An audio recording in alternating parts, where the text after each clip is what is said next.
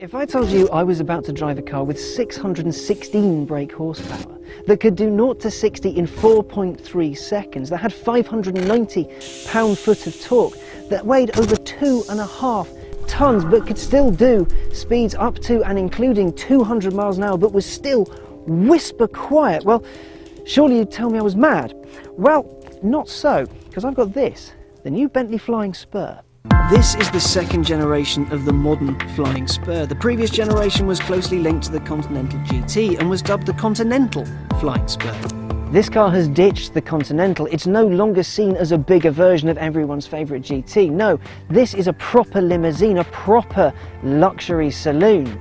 It's a car that shows not only that you're doing well for yourself, but you're doing so well, you may as well have a driver. First things first though, what do we think of the look?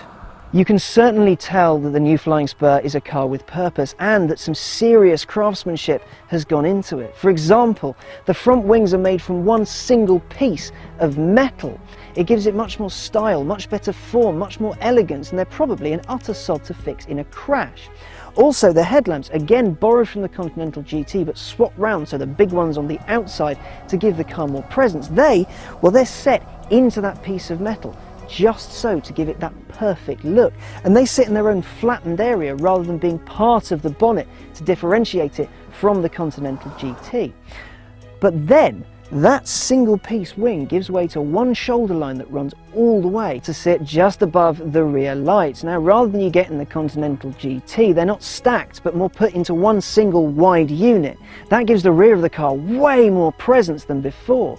But those lines also sit above some pretty muscle car-esque haunches like you used to get in the 70s.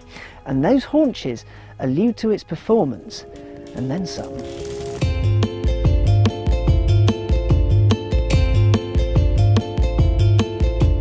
Up front, things are pretty much the same as the Continental GT, which is lovely. All the toys are in the same place, all the wood is all shiny and pretty, it's all absolutely beautiful, and you even get that winged bee inspired dash, which is why it sort of swoops in and goes down and then ensconces the driver in the cabin as a proper cockpit style affair.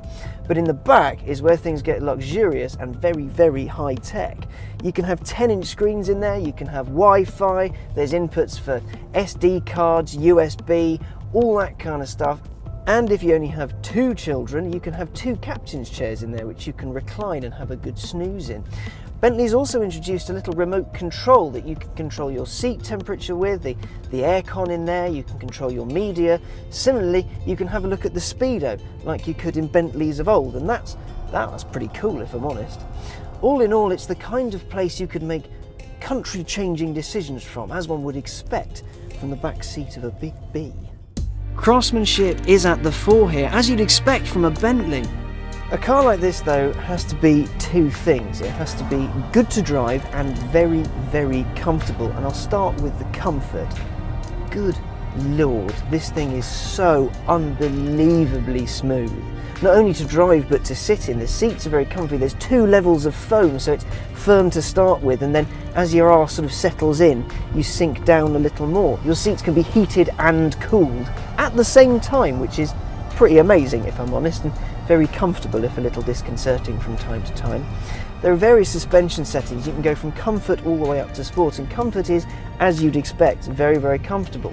Apparently this is about 13% softer than the old car, and it's great for in town because the steering's nice and light, even though it is adaptive. So what that means is when you're going less than 30 miles an hour it's nice and light, but if you start going a little faster it weighs itself up a little bit, because you have to remember this is a 200 mile an hour car, and if you are going to do that kind of speed you don't really want easy steering, you want it to be a little bit tauter.